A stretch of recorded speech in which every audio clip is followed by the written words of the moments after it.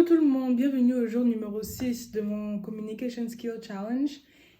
Tout d'abord, nous allons commencer avec un récapitulatif de l'ancienne vidéo. Comme on parlait, la vidéo n'était pas si mal, il n'y avait pas assez de filler word.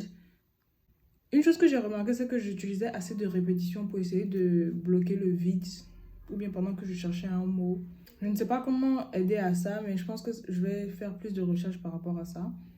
Maintenant, quand il s'agit de ma posture, j'ai l'impression que j'étais assez calme quand je m'exprimais, j'étais relax et franchement, j'étais vraiment à l'aise. Quand il s'agit du discours, je pense que je manque de vocabulaire dans certaines choses ou bien de mots de coordination. Je répète beaucoup certaines choses, un vocabulaire un peu limité, mais c'est pas grave. Au fur et à mesure, je pense que je vais faire plus de recherches, lire un peu plus et améliorer ça. Mais aujourd'hui, je vais faire une autre vidéo sur un sujet et voilà.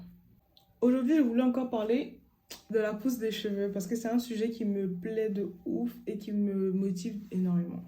Comme je l'avais dit dans mon ancienne vidéo, m'occuper de mes cheveux est devenu de plus en plus simple. Je pensais que les cheveux africains c'était un peu plus compliqué. Il fallait mettre des cheveux qui devaient durer dedans et tout. Et il fallait pas laver pendant un certain moment juste parce que...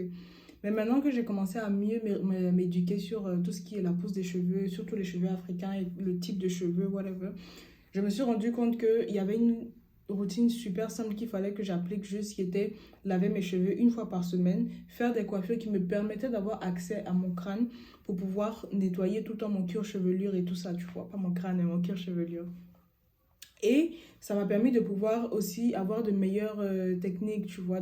Quand je m'occupe de mes boucles et tout, je fais attention quand je démêle et tout pour ne pas avoir à casser les différentes boucles de mes cheveux qui n'ont pas besoin de sortir. Parce que souvent, on a des pertes de cheveux qui sont normales, mais il y a une limite. T'as capté ou pas? Il y a une limite. Et donc, ça m'a permis de pouvoir avoir une meilleure relation avec mes cheveux. Ça fait que maintenant, j'adore tellement toucher mes cheveux. C'est juste une expérience qu'il faut tester, en fait. Ça vaut le coup de ouf, en fait.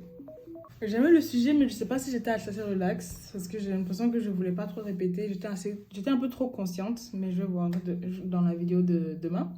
Je reverrai si je viendrai avec le même sujet ou un autre sujet. Et comme vous avez vu, j'ai repris un même sujet. So...